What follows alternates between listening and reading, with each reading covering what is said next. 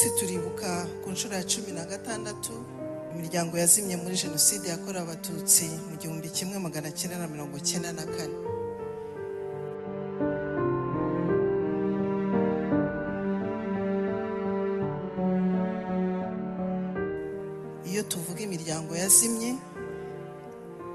tuba tuvuga imiryango 15,593 imaze kumenyekana uyu munsi, igizwe n'abanyamuryango 68,871.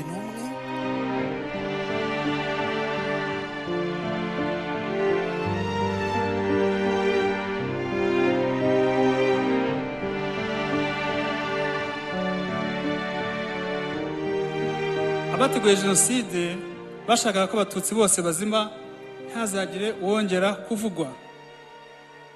Dufite rero inshingano zo gusubiza icyubahiro iyi miryango yishwe ikazima. Tugomba kuyibuka, tukayigarura ku isi, tukayivuga mu mazina n'amafoto tubashije kubona, tukayerekana, maze abashatse kwizimya bakabona ko batsinzwe, kuko iyi miryango itazigera izima kandi turiho.